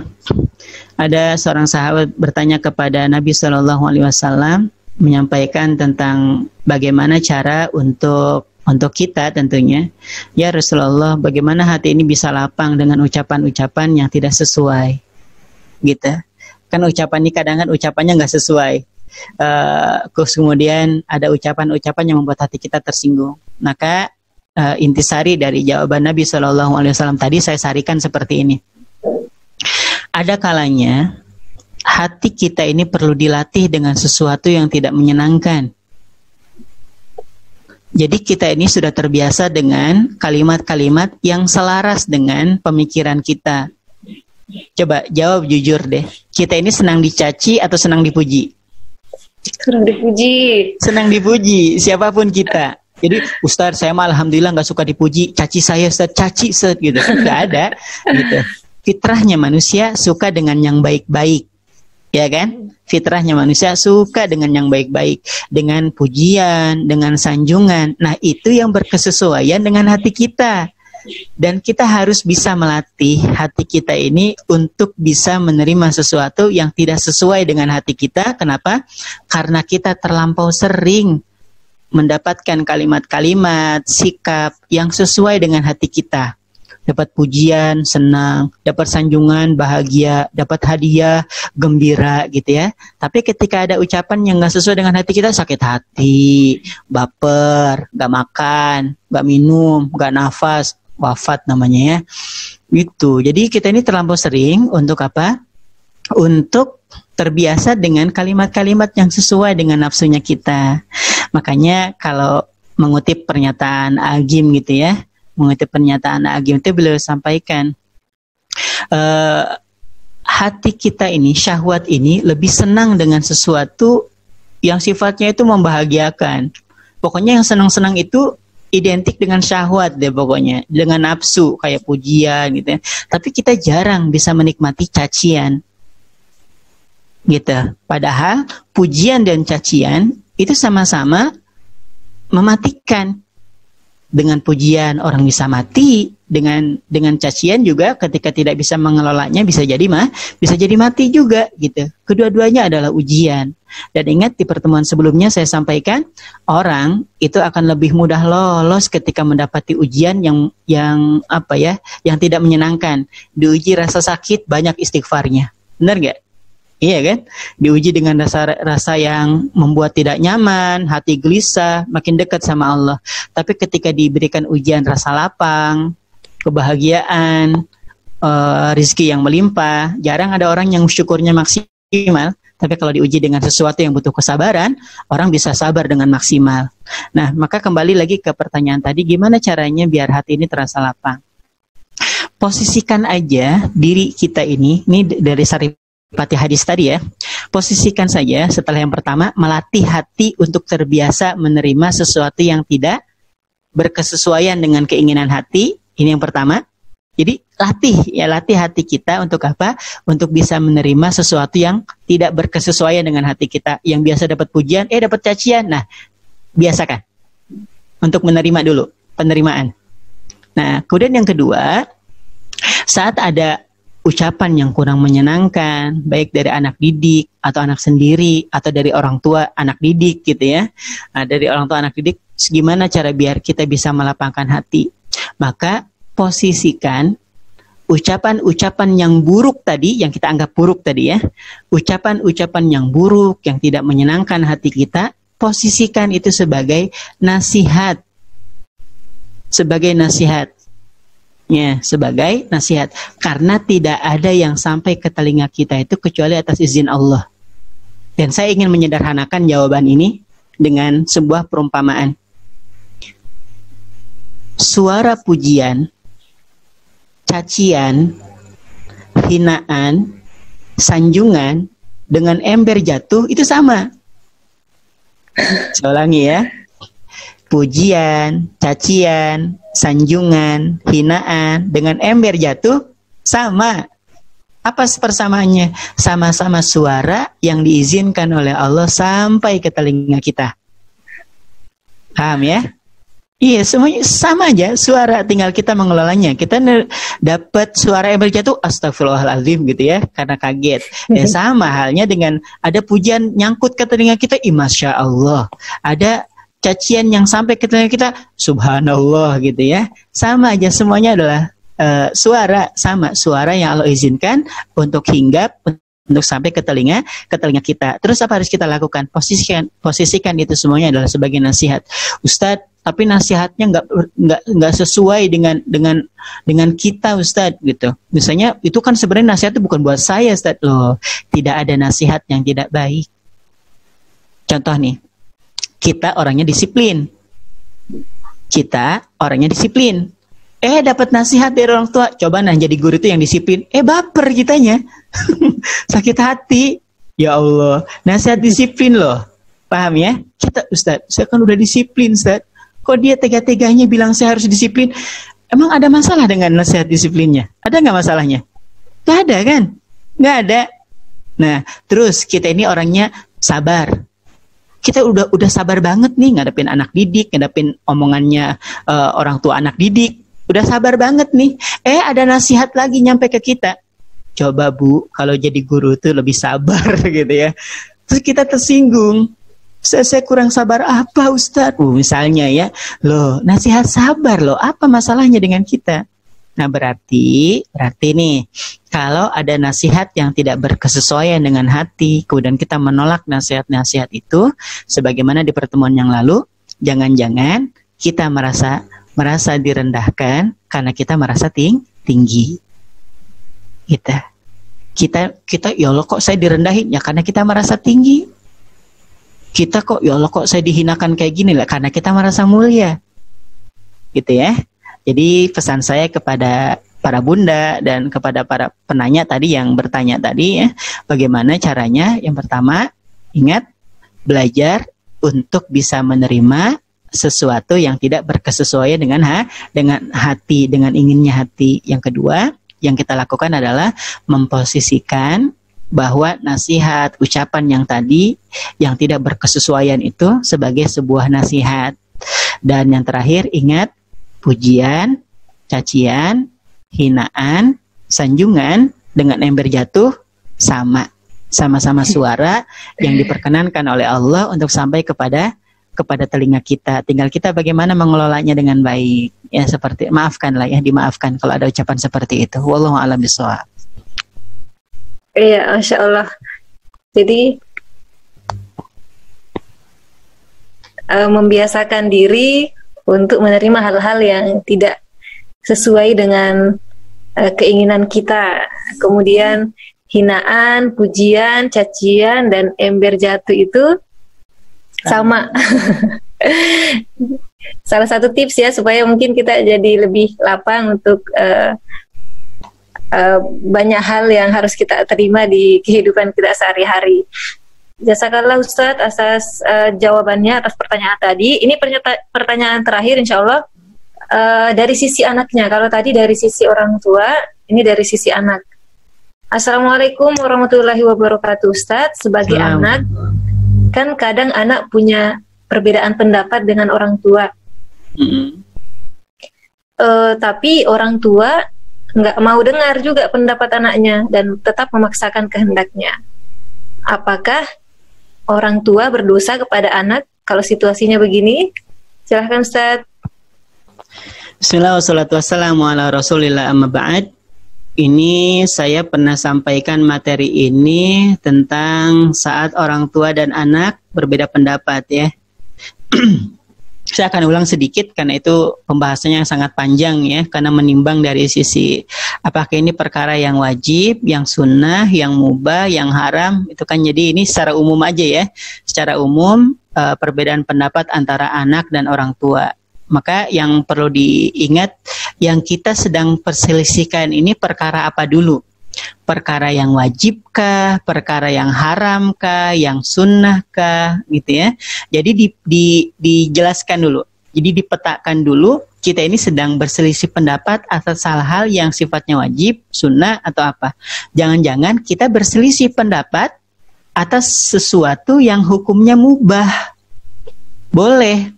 Ini contoh sederhana ya, mungkin nggak ada kaitannya dengan yang ditanyakan tadi. Saya ingin sampaikan bahwa perselisihan pendapat antara anak dengan orang tua yang sifatnya mubah. Contoh yang mubah apa? Makan. Ya kan? Makan tuh perkara yang wajib atau mubah? Mubah kan? Anak mau makan, boleh. Anak nggak makan juga nggak dosa. Ini perkara yang mubah. Kita sering bertengkar dengan anak kita. Kamu harus makan, nak. Kalau nggak makan, tuh kan ini sudah mulai ancaman. Jadi untuk hal-hal yang sederhana, mubah saja kita sudah berselisih dengan orang tua. Atau orang tua kita sudah berselisih dengan anak untuk perkara-perkara yang mubah. Nah, kalau berkaitan dengan perkara yang wajib, maka tidak ada alasan bagi anak untuk tidak mengikuti orang tua. Kalau untuk perkara yang berkaitan dengan masalah keharaman, maka tidak ada toleransi bagi anak atau orang tua untuk tidak melakukan. Ya, misalnya gini, orang tua menyuruh anak saat misalnya nih orang tua kan suka masih ikut nih dalam urusan rumah tangga. Masalah pindahan rumah harus pasang ini, harus pakai ini, harus gini gitu kan. Padahal kita tahu itu tuh memang nggak boleh dalam Islam gitu. Selisih pendapat. Pokoknya kalau kamu nggak melakukan itu, ibu nggak bakal datang ke acara pindahan rumahmu. Coba bayangin. Ya kan? Nah ini selisih pendapat dalam hal yang haram. Gitu ya. Misalnya ibunya nyuruh, pokoknya kalau pindahan potongin tuh ayam yang warnanya hitam semuanya, udah diniatin buat yang nunggu rumah. Nah, ini kan perkara yang haram nih. Maka untuk hal yang seperti ini, perselisihan pendapat untuk hal-hal yang sifatnya haram, itu tidak ada ketaatan buat kita untuk mentaati orang tua. Ada kaidah mengatakan la ta'ata li makhluqin li maksiatil khaliq. Tidak ada ketaatan kepada makhluk untuk bermaksiat kepada sang pencipta. Itu untuk perkara yang haram. Nah, kalaupun untuk perkara-perkara yang mubah, perkara yang sunnah, perkara yang halal, perkara yang wajib, maka anak tetap harus menimbang pendapat orang tua sekalipun itu dirasa berat. Kalaupun ternyata yang berkaitan dengan masalah prinsip. Misal, kalau kamu nikah, nak, ibu nggak mau kamu pergi jauh dari rumah ini. Wah, gitu kan? Ada nggak ancaman ibu seperti itu? Ada, untuk sebagian orang ada. Tapi suami, nggak bisa bu, gitu ya, nggak bisa. Sampaikan kepada ibu, kita nggak bisa hidup bareng satu rumah, kan Misalnya ayah tinggalkan jauh, kerjanya tempat yang jauh, masa ayah harus pulang ke sini tiap hari, sedangkan ayah harus di luar kota kerjanya. Ini kan masalah prinsip ya dalam rumah tangga nih. Sedangkan ketaatan kita terhadap orang tua juga nggak boleh dilalaikan. Tapi kewajiban kepada suami kan memang harus harus juga diutamakan. Ini kan butuh komunikasi ya Bunda ya, butuh komunikasi. Terus gimana Ustadz? Apa caranya? Saya bagi tips 2 saja. 2, saat kita berselisih pendapat dengan anak atau saat kita berselisih pendapat dengan orang tua. 1, yang perlu kita lakukan adalah doa. Caranya gimana? Dengan istikharah. Istikharah, coba lihat. Istikharah itu kan cantiknya, indahnya doa istikharah itu, Allahumma inni astakhiruka bi'ilmika ya Allah, aku beristikharah. Aku beristikharah kepadamu dengan apa? Dengan ilmumu ya Allah. Karena ilmu pengetahuan kita terbatas, pandangan kita juga terbatas, ya, akal pikiran juga menjangkau juga jangkauannya terbatas. Maka kita minta kepada Allah, ya Allah, aku beristikharah dengan ilmu yang Engkau miliki ya Allah. Kira-kira ilmu Allah bakal salah nggak? Nggak bakal kan? Nah, nggak bakal salah nih ilmunya Allah. Maka kita beristikharahnya dengan ilmu Allah. Ya Allah, aku beristikharah dengan ilmu yang Kau miliki ya Allah. Nah, istikharah yang pertama. Kemudian yang kedua, doa. Doanya apa? Doa Allahumma ya muqallibal qulub. Duhai Allah yang maha membolak-balikan hati. Setelah kita istikharah, kemudian kita dapati jawaban, ya Allah, saya sudah yakin dengan keputusan saya. Saya sudah yakin dengan keputusan ini, maka tinggal dilanjutkan sedikit. Tips yang kedua, minta kepada Allah untuk membalikkan hatinya. Sama dengan anak kita, ya Allah, balikan hati dia sesuai dengan apa yang hamba mau. Hamba ini sudah istikharah, sudah yakin betul ini adalah jawaban dari Engkau. Tapi kalau dari hasil istikharahnya aja kita merasa ragu, merasa bimbang, ikuti deh kemauan orang tua dulu. Ya, ikutin kemauan orang tua dulu sampai kemudian Allah mentakdirkan istikharah kita dijawab dengan sempurna, kita merasa yakin terhadap pilihan kita, dan kemudian minta doa kepada Allah untuk membalikkan hatinya sesuai dengan yang kita inginkan. Seperti itu, tidak ada lagi perasaan ini kan pendapatku lebih baik. Enggak, kita ini sudah minta istikharahnya sama Allah, bukan atas ilmunya kita, tapi ilmunya Allah. Itu seperti itu gambarannya ya, wallahu a'lam. Ya.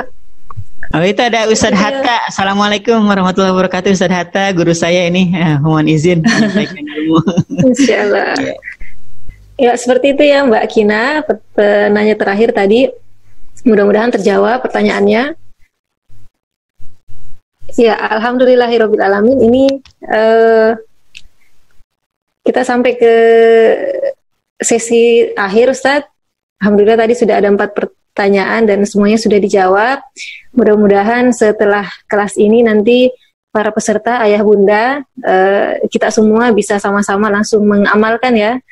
Jadi menyemarakkan, mengisi hari-hari penantian kita ini, mudah-mudahan sampai di bulan Ramadan dengan melakukan tadi amalan-amalan yang tadi disampaikan Ustadz Teris. Jadi mengecek keimanan, kemudian banyak-banyak taubat, minta maaf ke orang-orang sekitar kita, kemudian jangan lupa buat planning rencana ibadah nanti, rencana ibadah agar lebih maksimal nanti ibadah kita bersama keluarga. Tentunya juga jangan sampai ilmu yang kita dapat hanya berakhir di kita, sampai di kita, kita sampaikan ke anak-anak kita, misalnya ke saudara-saudara kita, agar semuanya punya satu semangat menyambut Ramadan yang berbeda. Amin, amin ya rabbal alamin. Kami ucapkan jazakallah khair Ustadz Deris atas ilmunya, Masya Allah, bermanfaat sekali untuk kita yang sedang persiapan ini menyambut Ramadan. Semoga jadi amal jariah untuk Ustadz dan keluarga. Kita tidak akan pernah bosan-bosan, masih menunggu nanti kesempatan selanjutnya untuk saling berbagi ilmu lagi, begitu. Nanti di Kultum Ramadan ya. Baik, ayah bunda, insya Allah nanti ini informasi terakhir mungkin saya sampaikan, insya Allah nanti kegiatan ini, kelas online ini akan tayang di channel YouTube-nya Insan Mulia. Jadi jangan lupa untuk like dan subscribe. Iya, jadi kita semua mengambil bagian untuk syiar ini. Mudah-mudahan semakin banyak orang-orang yang mencintai majelis ilmu dan bertambah ilmunya, dan kita termasuk menjadi orang-orang yang mendapat amal jariah dari itu. Silahkan saya sebutkan ini.